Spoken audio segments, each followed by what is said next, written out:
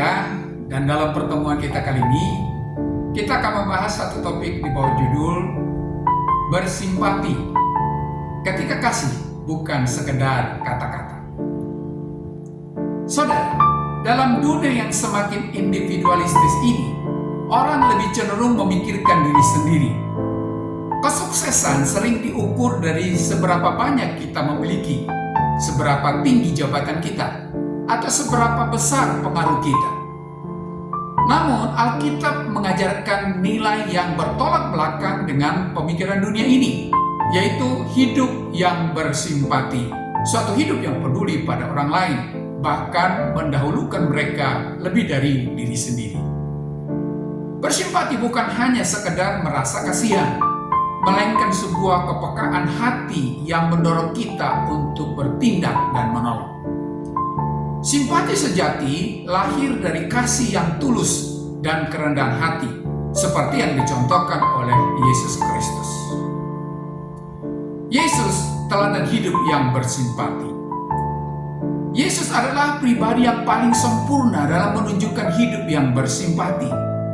Dalam Matius pasal 14 ayat yang ke-14 berkata, ketika Yesus mendarat, ia melihat orang banyak yang besar jumlahnya. Maka tergeraklah hatinya oleh belas kasihan kepada mereka, dan ia menyembuhkan mereka yang sakit. Saudara, Yesus tidak hanya merasa kasihan dari jauh. Ia datang mendekat, menyentuh, menyembuhkan, dan memberikan kelegaan. Belas kasihannya tidak bersyarat. Dia mempedulikan semua orang, bahkan mereka yang dianggap rendah oleh masyarakat saat itu, seperti pemungut cukai, orang berdosa, orang sakit, dan orang yang kerasukan setan. Bahkan simpati Yesus mencapai puncaknya di kayu salib. Dia tidak hanya memikirkan penderitaannya sendiri, tetapi juga memikirkan kita. Di tengah rasa sakit yang luar biasa, Yesus masih berkata, "Ya Bapa, ampunilah mereka, sebab mereka tidak tahu apa yang mereka perbuat." Hal itu kita bisa lihat dalam Lukas pasal 23 ayat yang ke-34. Ini adalah bukti cinta kasih dan simpati yang sempurna. Saudara, bagaimanakah kita bisa hidup dalam simpati seperti Yesus? Pertama, melatih kepekaan hati. Simpati dimulai dari hati yang peka. Kita perlu belajar melihat kebutuhan orang lain, bukan hanya terfokus pada hidup kita sendiri. Ketika kita berdoa, jangan hanya meminta berkat untuk diri sendiri, tetapi doakan juga orang lain yang sedang berjuang. Yang kedua, bertindak, bukan hanya merasa. Simpati sejati harus diwujudkan dalam tindakan nyata. Dalam Yakobus pasal 2 ayat yang ke-15 sampai 16 berkata, jika seorang saudara atau saudari tidak mempunyai pakaian dan kekurangan makanan sehari-hari, dan seorang dari antara kamu berkata, selamat jalan, kenakanlah pakaian hangat dan makanlah sampai kenyang, tetapi kamu tidak memberikan kepadanya apa yang perlu bagi tubuhnya, apakah gunanya itu? Kita dipanggil bukan hanya untuk berkata, aku turut perhati, tetapi juga bertindak, seperti memberikan makanan, membantu keuangan, memberi waktu, dan menjadi teman bagi mereka yang kesepian. Yang ketiga, menanggalkan kepentingan pribadi.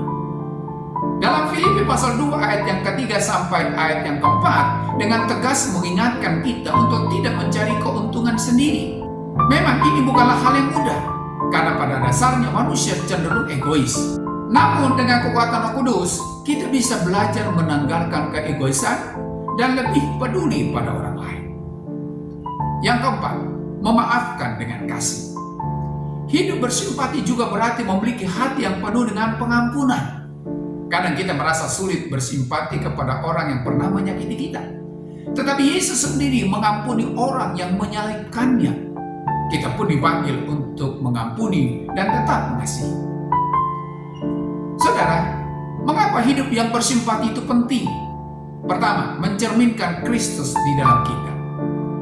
Dunia akan mengenal Kristus melalui cara kita hidup. Ketika kita menunjukkan simpati dan kasih, kita sedang menjadi terang dan garam bagi dunia. Yang kedua, membangun hubungan yang lebih erat. Hidup yang bersimpati membuat hubungan kita dengan keluarga, teman, dan sesama lebih dalam dan bermakna. Kita menjadi pribadi yang membawa damai dan penghiburan. Yang ketiga, memberi sukacita sejati. Ada sukacita yang lebih dalam ketika kita memberi dan melayani dengan kasih. Simpati yang tulus memberi makna lebih besar daripada kesuksesan duniawi.